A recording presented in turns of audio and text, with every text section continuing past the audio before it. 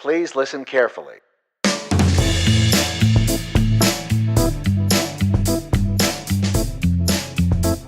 Welcome to the Big Ideas for Better Places podcast from CityWorks Expo. My name is Brad Stevens, and it's my absolute pleasure to introduce our first international guest today. Coming to us from Brussels, Belgium today is Sarah McKinley, the Manager of Community Development Programs for the Democracy Collaborative. How are you doing today, Sarah? I'm great, Brad. Thank you so much for having me. It's a pleasure to be here. Of course. We loved having you at Expo last year. I think everyone was universally provoked to thought by your presentation. Well, thank you. I'm glad to hear that. It was my honor to be there. Really dynamic crowd, really interesting topics, and also just great to be in Roanoke and see what you guys are doing on the ground there. Lots of exciting things happening. So thank you for having me. Of course, and you're always welcome back if you ever make it back to the States over here. Well, I'd love to. I'm a big proponent now, so if I can't make it, I certainly hope to get some of my colleagues and other folks there, and hope to get back there in the future. So it's a great event. So congratulations to you guys for pulling that off. Well, thank you. Well, and so your presentation last year and kind of a lot of your work is built around this idea of community wealth building. Can you kind of tell us a bit about what that means to you and what kind of drew you into this kind of work? Yeah, absolutely. Community wealth building is a systems-based approach to community economic development, whereby you are looking at and working with assets that already exist in place in a community and rooting them in place through community ownership and community control of resources and assets in place. You can do that in different means, using employee ownership, cooperative ownership, community land trusts, things of that nature, to really open up ownership and control of assets in place and keep them rooted in place so that their benefits multiply throughout and circulate within the community. And again, this is a participatory and intentionally inclusive effort at the community level to really have community actors engaging with and determining their economic future. So that to me is what community wealth building is. It's really about ownership and control of things in place to be able to improve your community in a way that works for the people living in the community, for the community residents. Personally, I got very involved in this work a long time ago now when I was living in Chicago. I had moved to Chicago to go to college, and I was living on the south side of Chicago at the University of Chicago, and it was striking to me that you had this world-class institution in a part of the city that is much maligned, particularly by, outsiders who don't know it, and thought of for its drugs and its poverty and its violence and crime.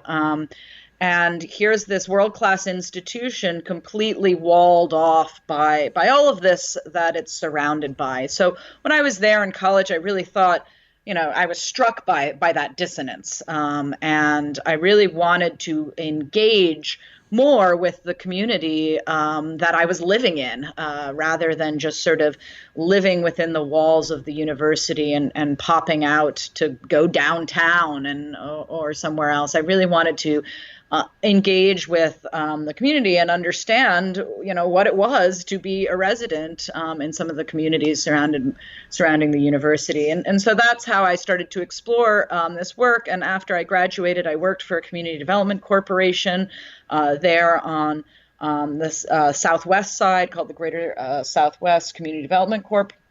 And it was a really wonderful experience to engage with community and around issues of economic development and economic empowerment.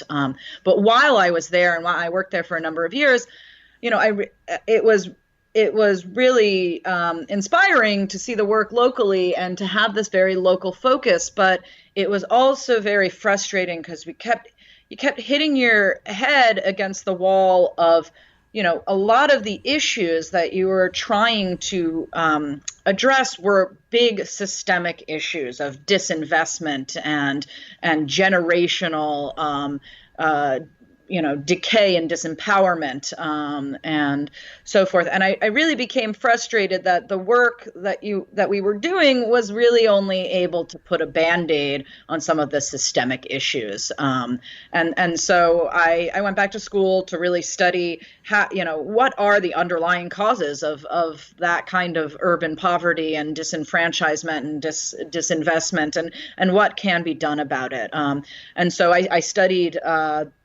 in graduate school how community development corporations can help to break down that isolation, and then also help to really speak for a community. Of course, there's a fair amount of criticism about community development corporations becoming removed from the actual needs of the community, and how can they escape that trap, especially when dealing with large the whims, if you will, of large funding structures and funding institutions, and how to balance that. So I really focused on that. And when I came out of graduate school, I really wanted to work on helping community-based organizations really be community-rooted. And I came across the Democracy Collaborative in my work, and began with them in 2012 to really start to think about the sort of institutional and systemic issues that create urban poverty, and then what can be done about it, and how you can sort of open access to and control of, as I was speaking before, of community assets, and specifically of capital, and how can you keep capital and money rooted in place and in a way that community residents actually have control over it, so that they're not constantly fighting the winds of and the caprice of sort of the larger economic trends and things of that nature. So that's how I came to the Democracy Collaborative's work, and was really compelled by this approach of community wealth building. And again, going back to that term, the term wealth is very important. And of course, community wealth versus individual wealth is very important. Wealth is more than income, right? It's not just a job. It's not just creating jobs for people. The reason why we're having so much wealth inequality in our country, I mean, rates that are frankly feudal, worse than they were in the Gilded Age in the 1920s, for example, where 400 individuals alone own more than twice as much wealth as 350 million people combined.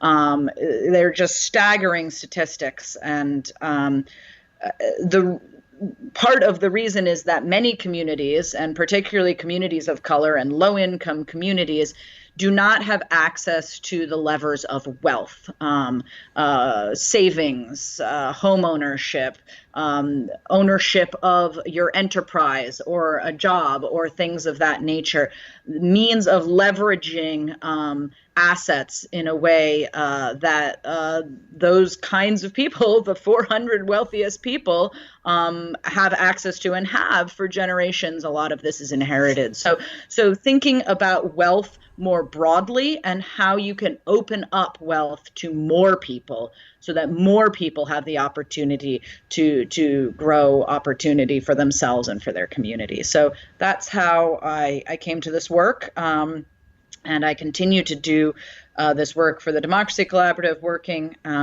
with Native American communities in the United States. I'm doing that remotely from my new location, but have been able to do that. But now also exploring opportunities for how these concepts resonate in Europe as well. And there is a lot of work happening in communities across the globe. This is not these are community-based activities, and the solutions are coming out of the communities, but these communities are connected to a whole network throughout the globe. It's really exciting. So, Well, I'd imagine that, and from my readings, it seems that the U.S. is kind of behind the curve on many of these things, and that some places like Australia and some places in Europe are much farther along this road that you kind of mentioned than we are here in the U.S. Is that something you'd agree with? Yeah, I mean it's different, of course. Sort of privatization of goods, infrastructure, control of finances, things of that has happened more rapidly in the United States, and of course that's part of the way that the U.S. capitalist system is structured, a tendency to privatize. Goods, to privatize resources and things of that nature, which does tend to take access of resources out of the hands of more people, and into the hands of fewer people. So certainly in a lot of other places, the sense of sort of public good public infrastructure maybe hasn't had the same privatization that has happened here in the United States, or has happened in the United States. So that's certainly part of it. But of course, especially in our global world now, in our global economy, a lot of the policies that have been put in place, and particularly in regards to trade, and I'm not an expert in this. Of course, some of my colleagues are, and I'd refer you to Joe Guinan and Thomas Hanna on the Democracy Collaborative staff and some of the writings they've done on this.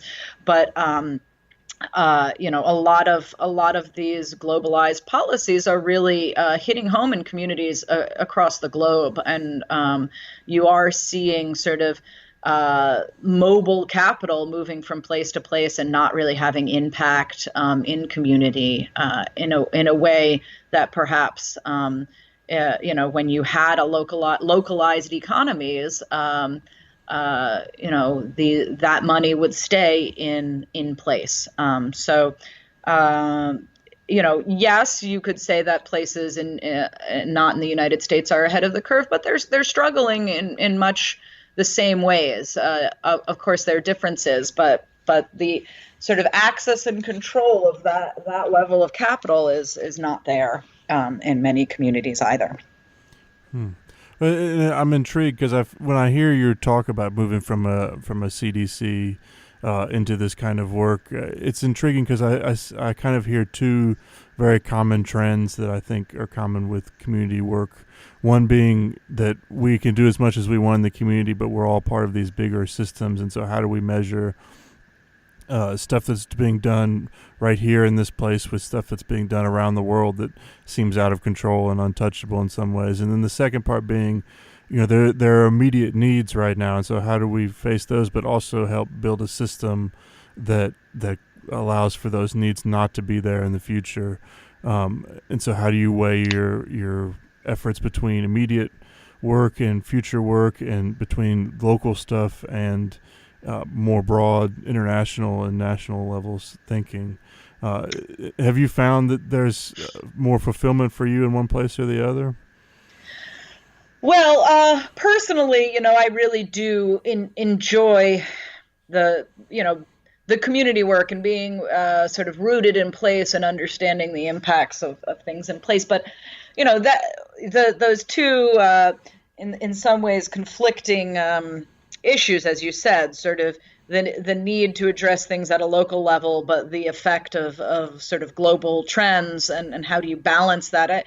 I don't think there's any one answer to that. I think that's a constant balancing game. And the one thing I will say that I think is changing, and importantly changing, is collaboration, because I think that you need to have all of those things. You need to have local level actors focusing and working on local level issues, and then everything in between. You need to have global level actors. You need to have regional, state, federal, all of these sorts of things working together and collaborating. And the thing that is different about the Democracy Collaborative is we think of ourselves as a think and do tank. It's sort of a silly phrase, but the idea is that sort of large scale thinking and research and theory and ideas is being influenced by work that's happening on the ground in community, and then vice versa, that work on the ground in community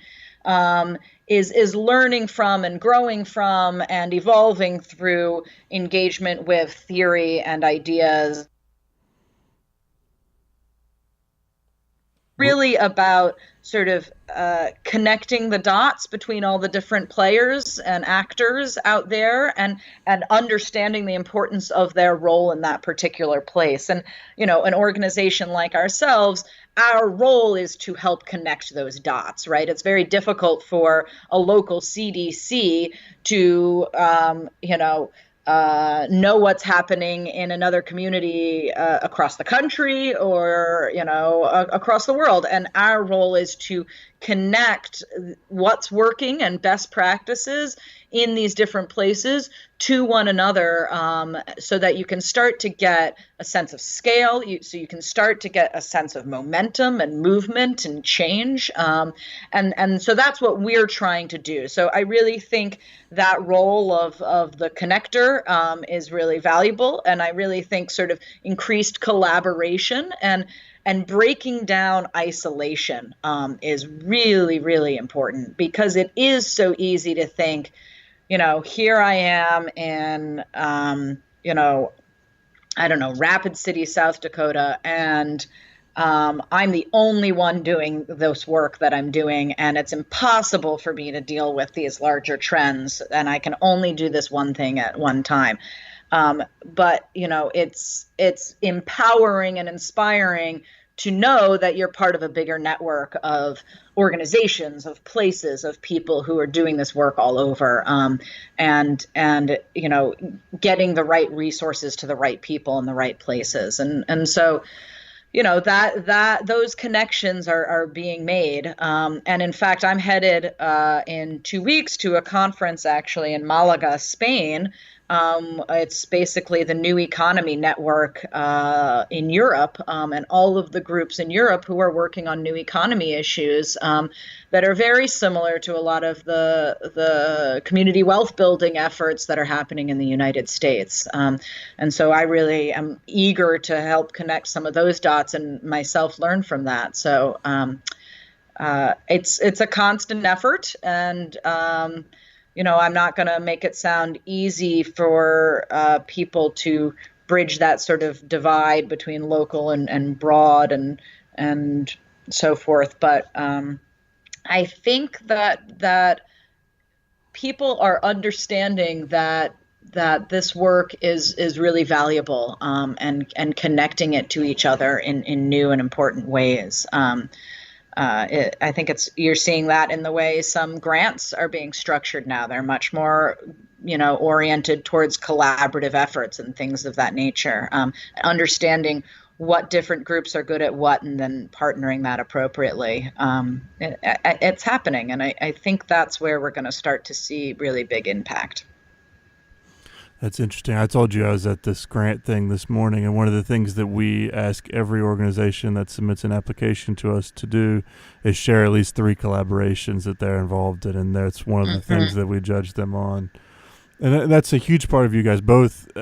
I hear you saying that internationally, but even in communities, you guys have had such a model that's based on anchor institutions in the past, and that collaboration is something you guys push at every level. Well, and thank you for bringing that up, because the role of anchor institutions is key. It's key for many reasons, but it's key in understanding that partnerships are, traditionally nonprofits work with other nonprofits, and sometimes they don't even do that because they've been competing for the same, funds or things of that nature. But recognizing that your partners aren't always the traditional partners you think that they should be. Understanding that the partners and the folks that you should be collaborating with in place are as diverse as faith-based institutions or educational institutions or government or other community-based organizations. So there are lots of different levels of collaboration, and the role of the anchor institution, and let me just speak a little bit about anchor institution. That term is really meant to evoke an institution that is rooted in place. It's not going anywhere. So we're talking usually about large institutions like hospitals, universities, governments, that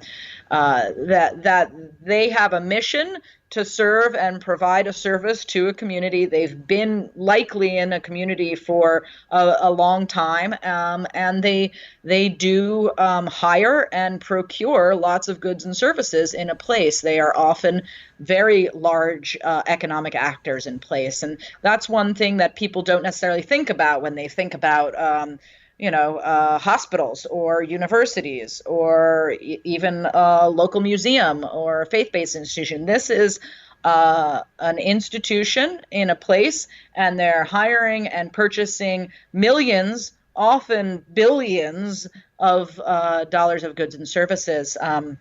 We've been doing some work recently in St. Paul, and we're working with a small hospital system in St. Paul called Health East. That small hospital system alone purchases $2 billion worth of goods in a year. So that's a massive economic impact.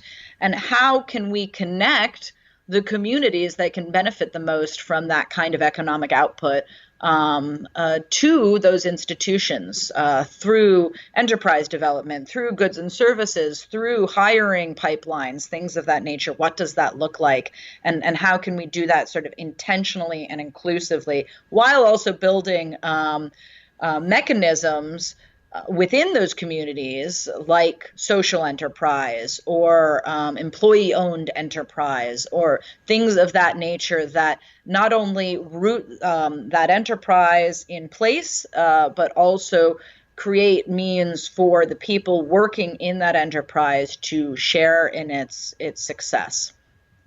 And it's, this is something that can obviously have huge impacts. I know that you guys have done a lot with co-ops and stuff based in the Cleveland model, but how do you get anchor institutions to really buy into this? What kind of process does that usually entail? Well, of course, it's different in every place, and it's different with every institution, so it's obviously going to change depending on who you talk to and when you're there.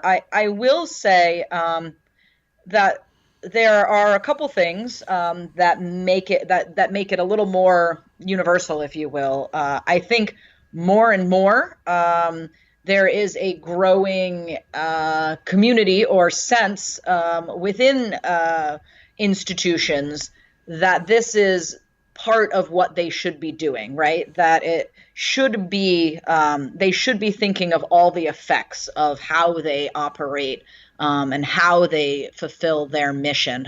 We talk about being all in for mission. If you are a hospital and your mission is to create healthy people and healthy communities, then you need to think broadly about what causes health, what creates a healthy community. We talk about the social determinants of health, that more likely than not, the social conditions of community are going to impact the health of individuals in ways more than clinical health. You see that in terms of environmental conditions, access to education, access to transportation, things of that nature, really impacting people's health. And how can a hospital, for example, understand that in order for them to fulfill their mission of creating good health in community, they need to be aware of these social determinants and be thinking about their impact on those social determinants. That is, there's a growing awareness in institutions about having that perspective, about having that focus. It's also, you can talk about the advantage that this has for institutions. This is in their self-interest. For example, you mentioned the Cleveland model. In Cleveland, we worked with a number of hospitals to think about what would happen if they shifted a percentage of their laundry facilities or their laundry locally, had their laundry done at a local enterprise rather than, for example, and this is how many hospitals operate right now, working with what's called a group purchasing organization that aggregates dirty laundry from multiple hospitals and ships it out to often the south of the United States or more likely Mexico, where it can be washed very, very cheaply and then it ships it back. How can you work with an institution to understand that actually there's inefficiency in that system, right? You have all these points of failure through shipping to many different places, especially, if you are in Cleveland and there's a snowstorm and you're reliant on shipment to get your laundry, that could be a real problem. So looking at the inefficiencies in the system, and then also what is the real cost of doing that? If you start to factor in the cost of the environmental externalities, for example, of doing business that way, it is actually probably more expensive to do that than to work with a local actor, especially if you then also think about the benefits that it creates locally by providing jobs, by circulating income and wealth within the community that may actually create better health outcomes for the people living there, and therefore may save the hospital some emergency room costs and things of that nature. So when you start to think about this systemically and you can talk about it that way to a hospital system or a university or a government, people begin to understand that this is also in the self-interest of the institution. And there's an openness and a willingness to do that. Of course, working with an institution that, for example, working with a Catholic university that has a mission to do good in community, for example, they might have a much more open perspective to thinking about these things more broadly. So it really depends on the institution, but there is a sense that this is logical. This makes sense. It makes sense for the institution. It makes sense for the community. And really having that conversation and talking about that in the right way. That doesn't mean it's easy. Of course, conversations are the hardest thing in the world. And then, of course, once you've had the conversation, making the change that needs to happen is definitely not an easy thing to do. So it's a long-term commitment. And I think there has to be an awareness of that up front, that when you get the right actors at the right table, having the right conversation, there also has to be a commitment to be in it for the long haul. Well, yeah, and in some ways, it really seems to be about showing people that they actually have shared goals and shared values where they didn't think that they did before. Mm-hmm. That's absolutely right. Yep. Now, and so I'm intrigued because in some ways you have to talk the language of whoever you're going to speak with. And so, in some ways what you guys are doing is a very radical thing. When you talk about community wealth building, it sounds very similar to redistribution of wealth, which I know that would tick off a lot of boxes for some people that would never then listen to you guys moving forward. So how do you, but at the same time, if you talk about co-ops and things along that line, that is not nearly as threatening language-wise as some other things. So how do you guys walk that line of trying to find the right language to talk about these really somewhat radical and transformational ideas? Yeah, thank you for bringing that up. And it is a balancing act, a fine line. And we talk often about an inside-outside game. You need to be able to have a conversation with a CEO of a large institution in a way that makes sense to that person who's thinking about the business operations of that institution. And you also need to be able to talk to community residents and understand what their needs are and help people to think through that. And to be fair, there's a lot of distrust in community, especially in regards to institutions, because there are real histories there of, bad behavior on the part of the institution towards many communities, and particularly communities of color and low-income communities. So it's certainly not an easy thing to be able to do, and that's going back, and I don't want to sound like a broken record, but that's why collaboration is so important. Who are the right people to be working with these different levels of actors, if you will, in place?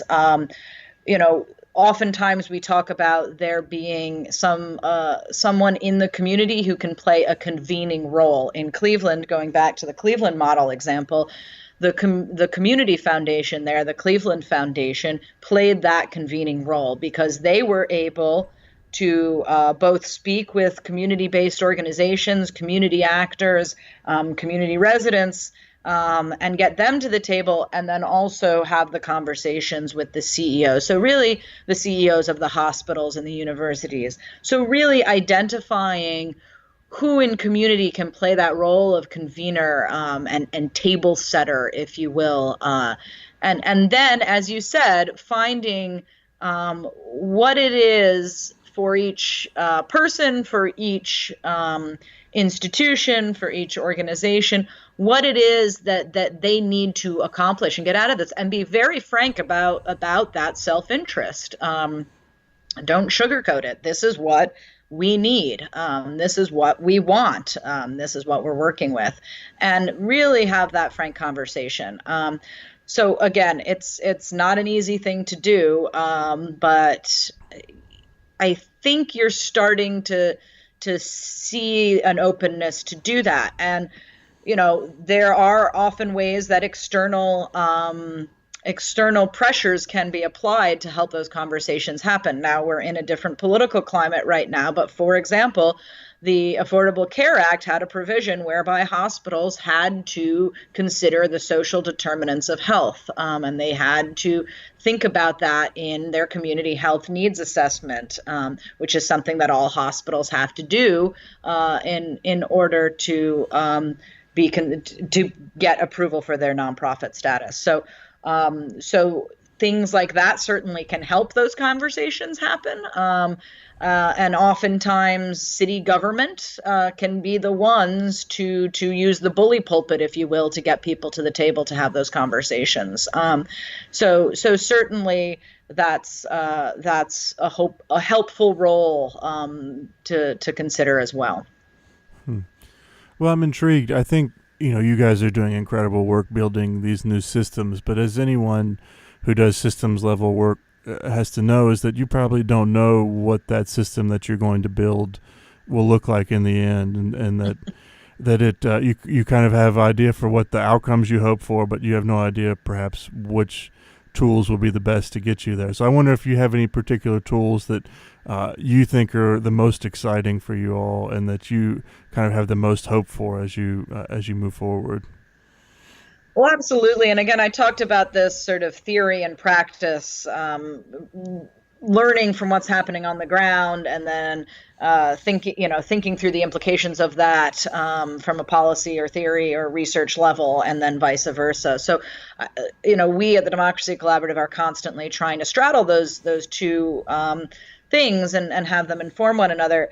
And that means that the work that's happening on the community level is inherently iterative, right? It's constantly, you're constantly learning from the best practices and from the mistakes, and you have to constantly be assessing that. So our role is to really be looking at those things, looking at what makes something work or why doesn't it work in place, and trying to understand that and sort of lift it up and dialogue around that, and then try the next thing. The Evergreen Cooperatives in Cleveland, Ohio were and are an iterative process, and understanding, we've made a lot of mistakes in that process with the Cleveland Foundation and the Greater University Circle initiative there, but the ability to learn from those mistakes and correct and keep going, and then hopefully present that in a way that other communities can maybe not make the same mistakes or do things differently or in a way that works better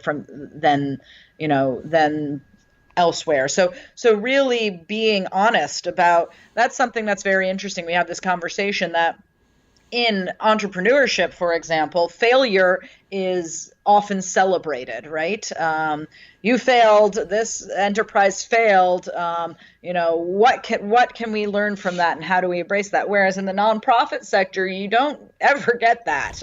Failure is taboo, and a lot of that is because of the funding structure. But learning to be more open about failure and understand why things don't work and then correct from them is really, really valuable.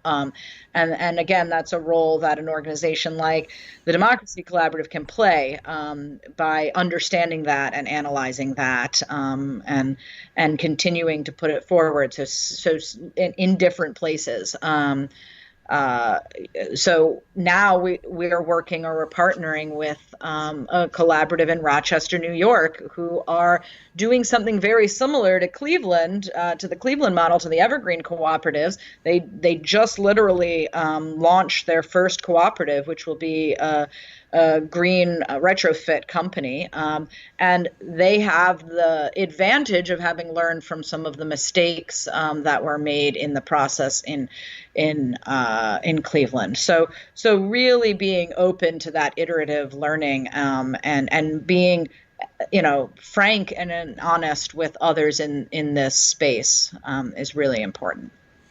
Absolutely. And then, knitting it together. And then the next step, of course, knitting it together, understanding that these cannot and should not be standalone efforts. And that's when you start to see a system. And that's when you start to get to scale. Right now in Cleveland, there are only 3 cooperatives, but the first cooperative, the laundry, is now so profitable that it's starting to pay off its loans that got it started.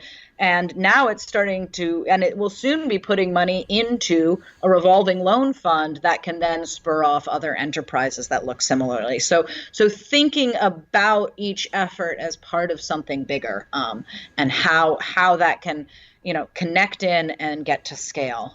So understanding what went wrong, learning from it, redirecting, recreating from it, and then knitting it together as part of a system.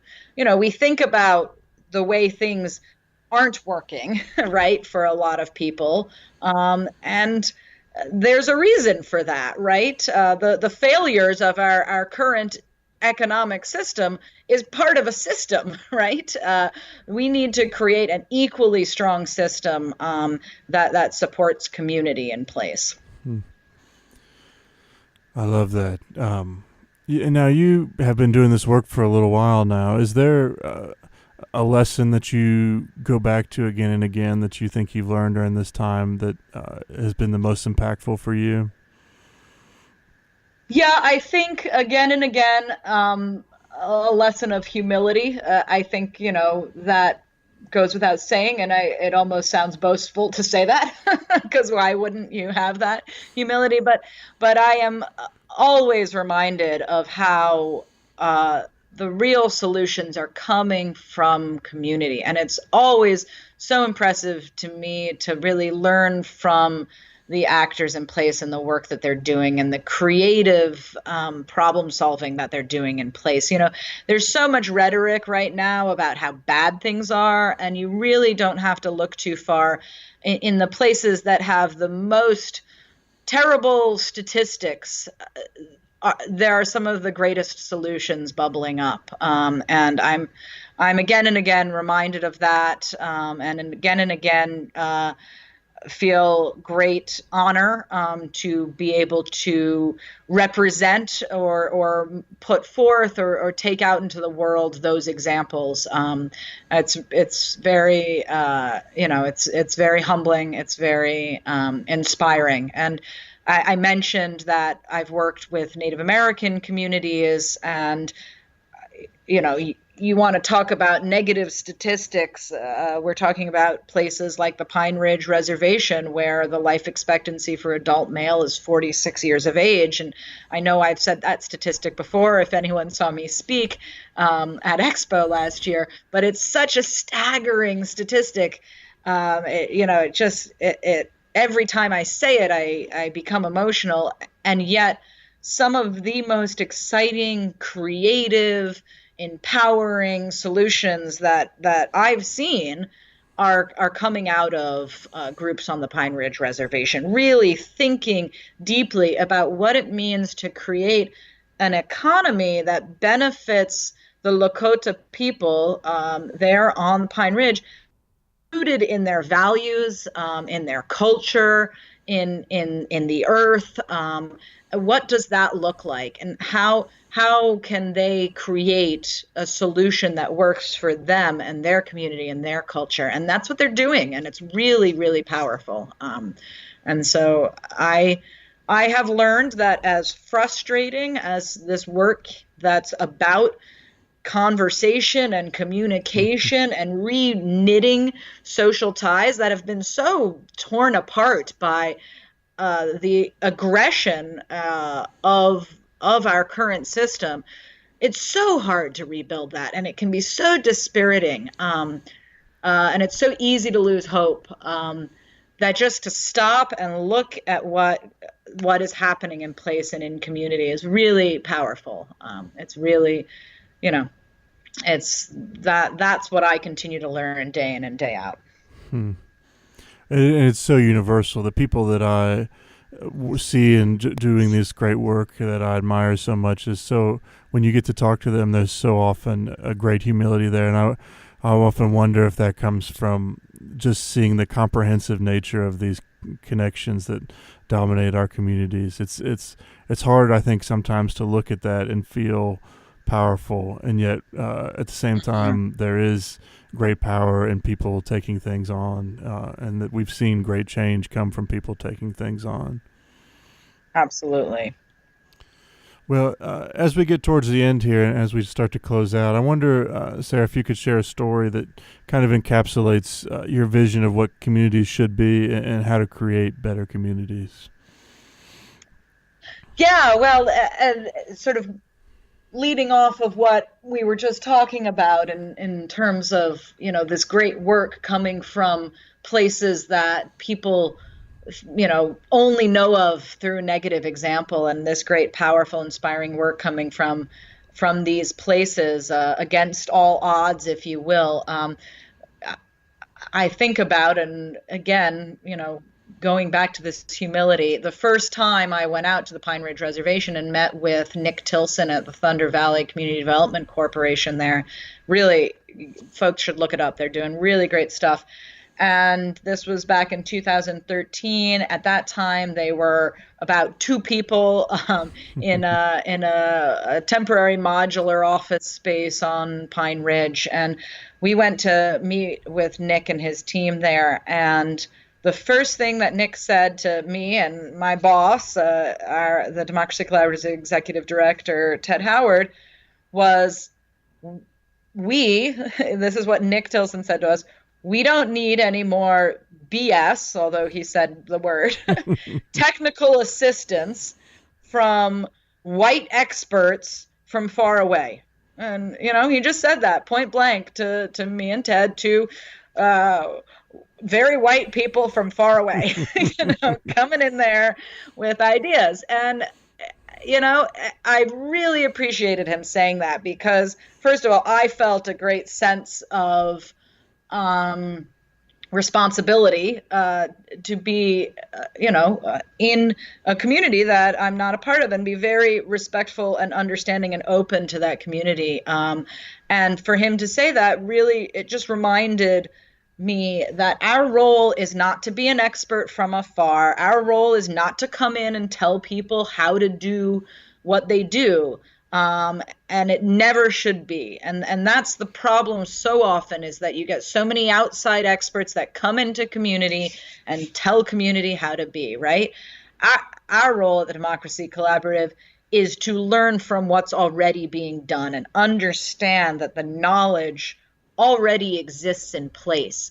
And our role is just to lift that up and to connect it and to tell that story and to share it broadly as we can as a national organization, and possibly an international organization. And so when Nick said that to me and Ted, I really, I take that with me. And every time we're writing a report or we're advising in place either to an institution or to a community group or something like that, I stop and I say, is this just BSTA from afar? Is this just, are we just, regurgitating some junk? And constantly having that metric and making sure that that's not what we're ever doing, and making sure that what we're doing is supporting the community and the community actors and the community resources to lift up their own knowledge, to get the resources behind them to do what they know their community needs. And I saw that in Roanoke when I was there. All the right people were at the table having conversations. And when I sat down at that table, my role was really just to listen and ask questions and make sure the right questions were going to the right people. And it's there in the community. It's there in place. And it's really powerful when it starts to come together. So that's the story that I carry with me when I do this work. Well, what a powerful story. I love that. Well, thank you so much for being with us, Sarah. For those of you all listening, if you like what Sarah has to say, check out our website. You can see her talk there at cityworksexpo.com. And thank you again, Sarah, for being with us and taking the time today. My pleasure, and thank you guys for the work that you're doing and in Roanoke and beyond. So really exciting stuff. Thank you.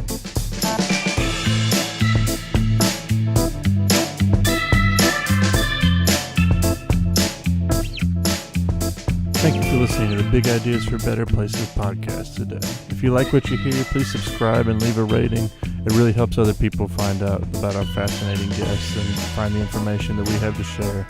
Lastly, please save the date for our upcoming event, October 5th through 7th in Roanoke, Virginia. And keep up to date by following us on Facebook and checking out our website, cityworksexpo.com. That's cityworksexpo.com. Thank you guys again, and look forward to seeing you next week. Thank you.